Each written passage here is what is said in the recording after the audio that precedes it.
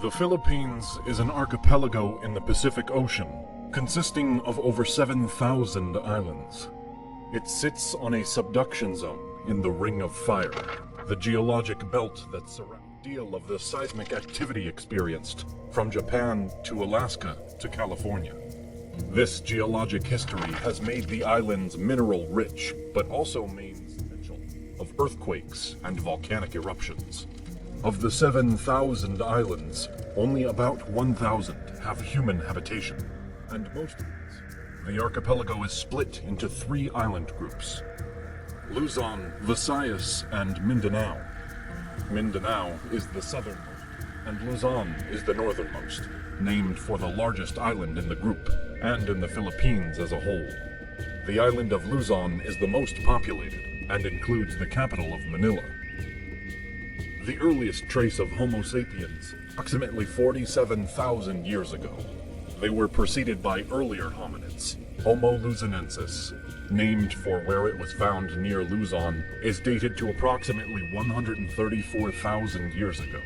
And there is evidence that places Homo erectus on the islands as far back as 700,000 years ago.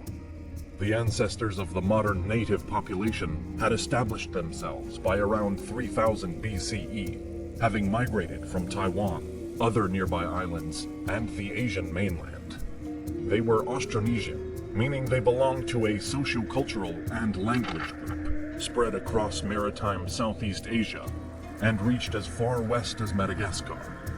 Austronesian is the parent language of Malay or Indonesian, Taiwanese, Tagalog, and others spoken throughout islands in the South Pacific. Early settlements in the Philippines tended to stay along rivers and tended to be somewhat isolated by geography. Because of this, they did not develop an overarching political connection, instead maintaining communities via intermarriage and other kinship relations. Trade between and amongst the islands and the mainland was well established by 2000 BCE, evidenced by Philippine jade artifacts found throughout the local area, produced using techniques common to India in the Philippines. These objects, along with ideas and the people who carried them, traveled via the Maritime Jade Road, a massively extensive trade network that existed for approximately 3,000 years, until 1000 CE. The last 1,500 years of this era appear to be a time of extended peace throughout the Philippine Islands and the nearby area. This is evidenced in part by the trade itself, but it is also supported by a lack of archaeological finds of human bones that show evidence of a violent death. Such evidence, however, may simply have not yet been found. Written Philippine history begins around 900 CE. The earliest document is the Laguna copperplate inscription, which is a record of the forgiveness of a debt. By this time, the people of the archipelago had begun to organize themselves into socio-political units called barangays. These are akin to a city-state and could be as small as 30 people or as large as 500. Some of these came together in confederacies, ruled by a paramount leader chosen from among the rulers of the allied polities, called datus. In areas that had greater contact with the Indian subcontinent, they called the rulers Raja. Later, in areas that had adopted Islam, they were called sultans.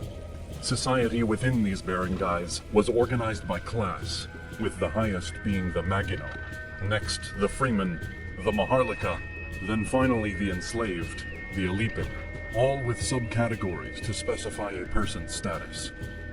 The early cultures of the Philippines practiced a polytheistic animism, in which all things have a spirit that must be attended in order to maintain good fortune and avoid bad. Ancestor worship was also included in this, with the ancestors sometimes taking on the aspect of animals, and vice versa. Magic and witchcraft were widely believed to have influence, and those who practiced these could be highly respected and/or greatly feared. Filipinos were introduced to Buddhism and Hinduism sometime before the 9th century CE. The archaeological record and documents found in China and India show that some Philippine barangays and islands owed tribute to the Srivijaya Empire, a powerful Indonesian Buddhist state that controlled the maritime trade in the area. between the 6th and 13th centuries. Their influence was followed by that of the Majapahit, a Hindu-Buddhist state centered on the island of Java. Both Buddhism and Hinduism influenced the existing belief systems and culture, and influence was made easier by the language connections that seemed to exist between Philippines and Indian Sanskrit. Islam first arrived in the Philippines via a missionary, Makdum Karim, in 1380. He accompanied merchants and preached Sunni Islam to people in the Sulu archipelago. He is also credited with building the first mosque in the Philippines. He was followed a decade later by the Indonesian Minangkabau Prince Raja Baguinda, who also set up the Sulu Sultanate. In the early 15th century, the Chinese mariner Zhang founded Chinese Muslim communities in the Philippines. This history of the Philippines is generally organized as pre- and post-colonial. Most of the information we have on the centuries leading up to the Spanish arrival is provided through the chronicles and histories of other countries, notably China. Some of these are in passing or only noted in trade records. Others stand out, and a bit more of their story can be told. The oldest documented barangay is Tondo, a large polity located on the Pasig River Delta in the modern Manila Bay. They were associated with the nearby Manila, which was an independent barangay with whom they shared monopolies on trade across Southeast Asia. This trade was sufficiently important to the Chinese that under the Yongle Emperor of the Ming Dynasty, a governor was appointed to oversee it.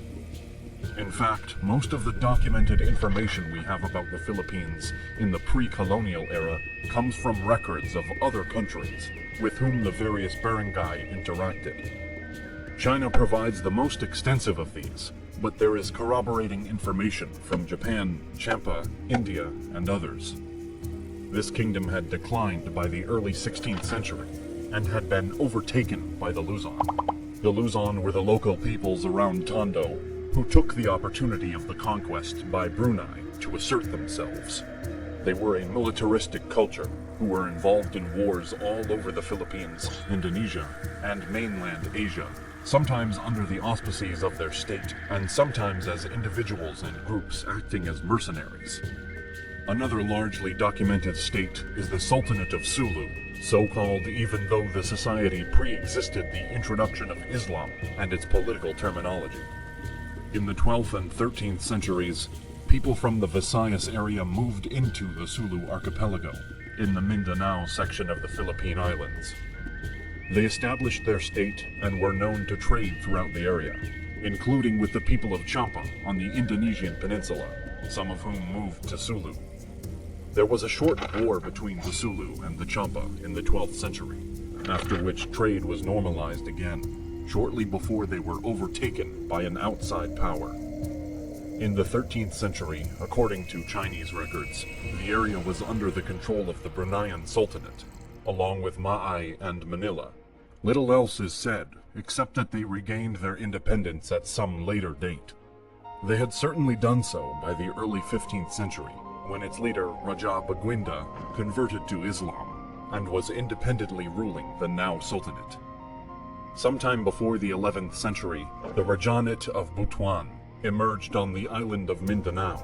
It was a mixed kingdom, with the majority of people practicing Hinduism, but the leadership practicing Buddhism. They were known for their expertise with gold and had extensive trade ties with China, as well as with the various kingdoms of the Indochina Peninsula. There were other major independent polities, of whom less is known. They had separate agreements for trade with surrounding states and different cultural influences from them. The Cabaloan barangay was greatly influenced by China and Japan. Their clothing reflected the styles of both, as did cultural norms like blackened teeth. Other polities like Maray and Palilu were trade partners with China. There is also evidence of conflict between the people of the Visayan section of the archipelago and towns on the Chinese coastline, instigated by the Filipinos. In the decades prior to European contact, the Bruneian Sultanate again pushed into the Philippines. They started with Tondo and Manila Bay with the idea of breaking their monopoly on the Chinese trade of certain goods. They were successful, establishing Celarong, also known as the Kingdom of Manila, as a vassal state in 1500. Their leader, Sultan Bolkiah, married into the ruling family of the Sultanate of Sulu, thereby connecting those two powers. The first contact between the people of the Philippines and Europeans was in 1521, when the Spanish expedition to circumnavigate the globe, led by the Portuguese navigator Ferdinand Magellan, stopped there. They anchored off Suluan Island, in the central part of the archipelago on the 14th of March, 1521. Magellan planted the Spanish flag, calling the islands the Islas de San Lazaro. The next day, they landed at nearby Humanhan Island, where Magellan met with the leaders of the Cebu and Limasawa peoples. Their leader, the Raja Humaban, spoke at length with Magellan, and then decided to convert to Catholicism. Spanish priests in the expedition baptized him, his wife, and many of their household. In the tradition of taking a new or additional name at one's baptism, the Raja became Carlos, in honor of King Charles I of Spain. His wife took the name Juana, in honor of the king's mother, Joanna, daughter of the Catholic monarchs, Ferdinand and Isabella. The Raja then ordered the people of the nearby islands to welcome Magellan and his men, provide them with supplies, and convert to Catholicism. His level of influence is shown by the fact most of these people followed his lead into the church. However, Datu Lapulapu, one of the chiefs on the island of Mactan, refused. Very little is known about him prior to these events, except that he was Humaban's rival for influence in the area. He rejected the idea of conversion and also prevented his neighboring leader, Datu Zula, from sending gifts to Magellan. This prompted Humaban and Zula to suggest that Magellan force the issue with a personal visit, which Magellan saw as an opportunity to both show strength to and a willingness to work in an alliance with the local peoples. On the 27th of April 1521, Magellan and his force landed on Mactan and were immediately barraged with spears, rocks, and arrows. This initial attack was more demoralizing and deadly to the Spanish. Offshore, the Spanish saw this attack and shot with both muskets and crossbows, but were too far away to have an effect. Magellan's next move was to push toward the native village and set fire to some of the houses. This gave even more force behind the Mactan defense. Magellan was immobilized by a poisoned arrow to the leg, and many of his people were quickly killed. By the account of his chronicler Antonio Pigafetta, they focused on Magellan himself, which allowed a few of the Spanish to escape. Lapulapu also made a point of killing all of the natives who aided the Spanish in their attack. This did not include Raja Humaban and Datu Zula. Despite their promise to fight alongside the Spanish, they stayed away. The Raja did try to ransom the body of the Portuguese navigator, but Lapulapu refused any of his offers. Seeing the attitudes of his fellows, Humaban seems to have repudiated his conversion, going as far as to kill some of the Spanish soldiers who escaped the battle. The expedition continued on its way, returning to Spain the next year, having finished the first circumnavigation of the earth. It was 4 decades before the Spanish or Portuguese again tried to take any Philippine territory.